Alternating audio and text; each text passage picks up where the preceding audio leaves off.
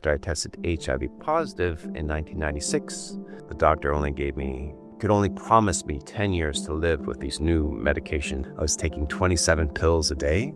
I now identified more with people in the global south than people in developed Western world. And so that's where the name Southern Time comes from. It means time for the global south to shine.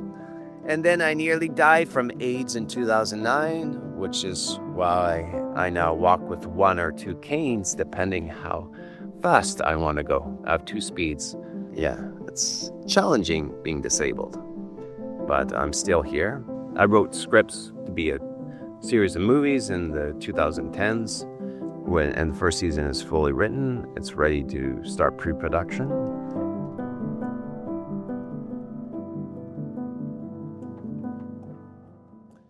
Hey there, T here from Southern Time, The Promise, my new name for my band. I changed earlier this year from the Southern Time Band.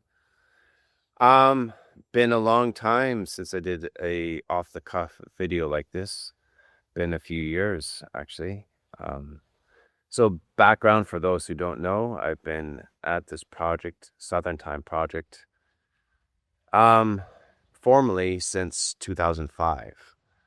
The impetus for the project began with the first song I wrote called Southern Time in 1997 as I was turning 21, a few months after I tested HIV positive in 1996.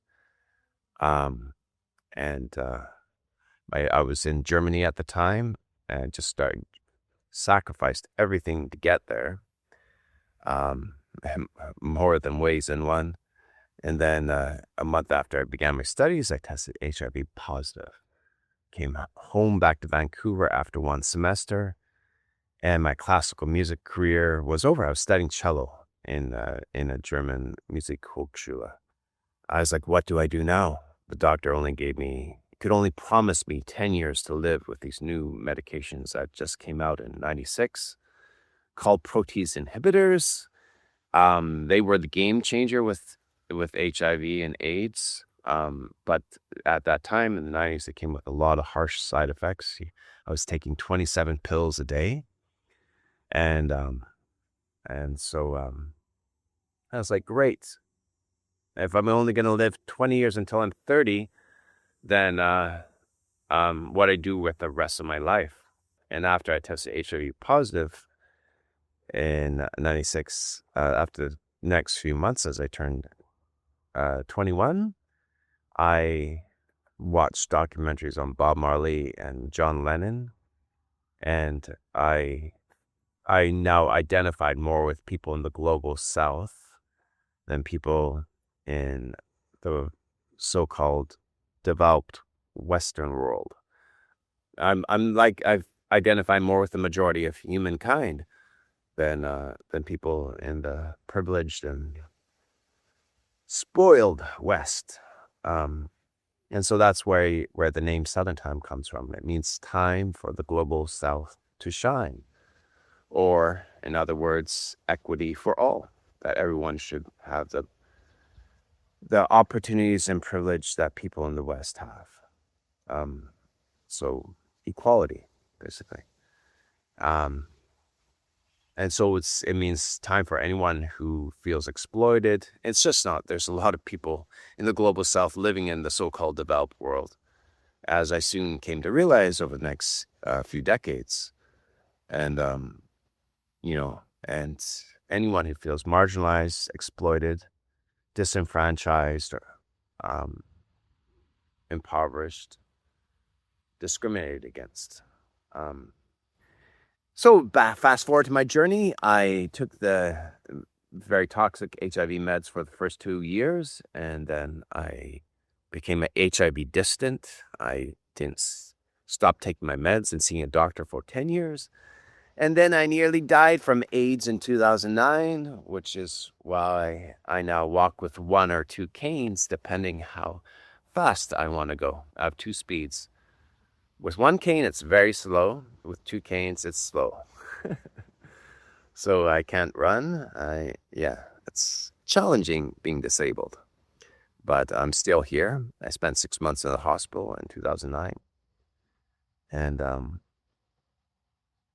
and came out with a new perspective on life, but I still had demons to work through. So my first song in 1997 became multiple other songs, and in 2005 I wrote, or 2004 I wrote first iteration of my rock opera called Southern Time, and then in 2005 I produced it. By just sheer force of will, and I'm tired of being unheard. So I was able to garner over 100,000 Canadian dollars from my family and bank credit card debt, and I put it on. I cast and crew of 35 people, and it ran for 7 nights in Vancouver. And the final show was a success, a relative success. You know, like it got its point across to people who were there. 150 people who were there enjoyed the evening. So that was a success. So didn't make any money. It eventually bankrupted me. Um, and so, but it was a proof of concept. And so I've been on that journey since I came out of the hospital in 2009. And to make it a reality, it was always meant to be cinematic, to reach as many people as possible. The story tells the first, and now it's become a series. I wrote scripts to be a series of movies in the 2010s. Starting 2020, I started making it into a series. It'll be 5-season series.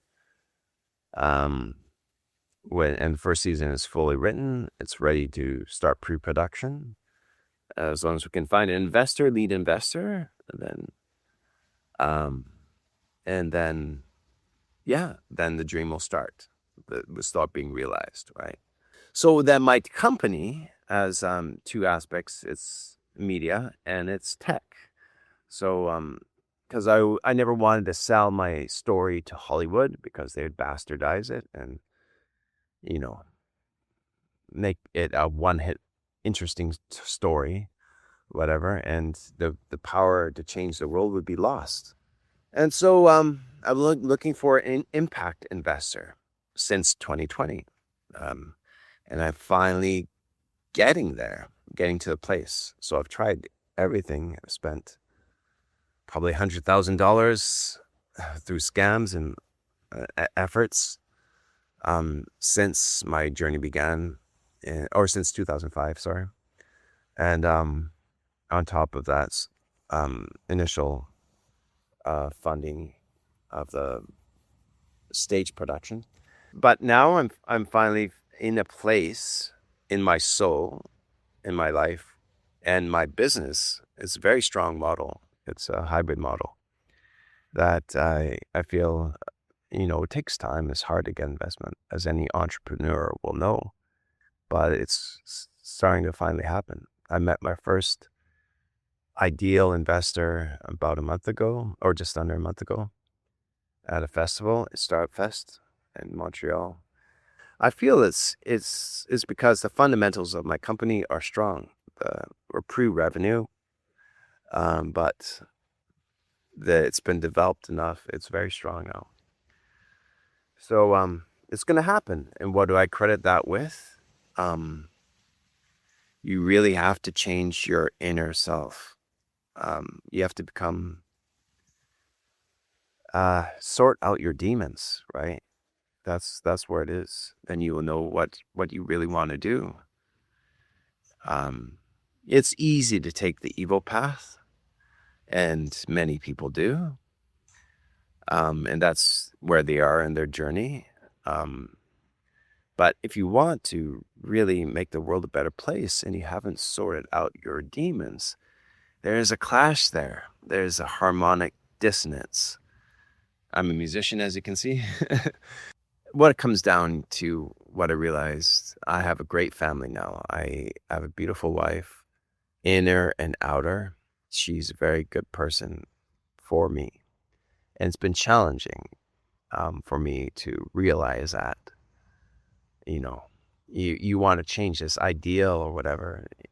all demons come in all sorts and all varieties.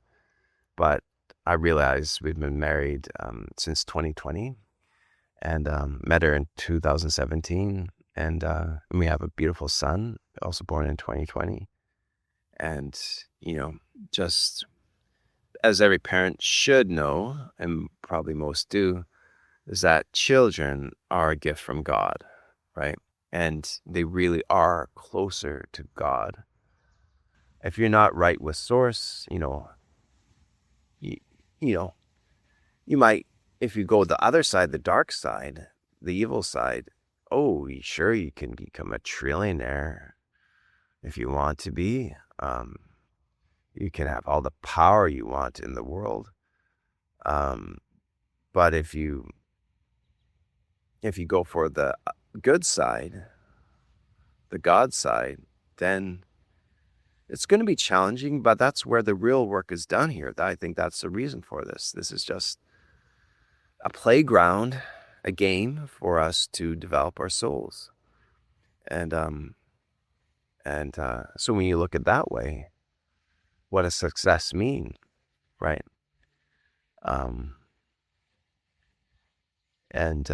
So that's what I'm really, really going for. And I hope you are too, So what is going back with children? So my son, you can tell that children are closer to God than adults are.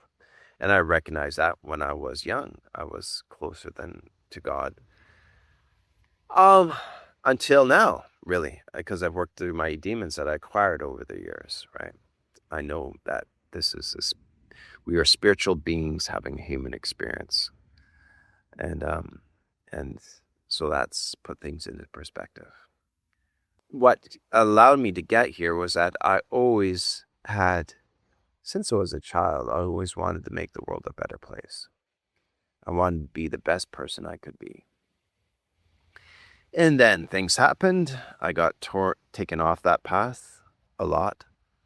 And I did many things, had many maladaptive behaviors.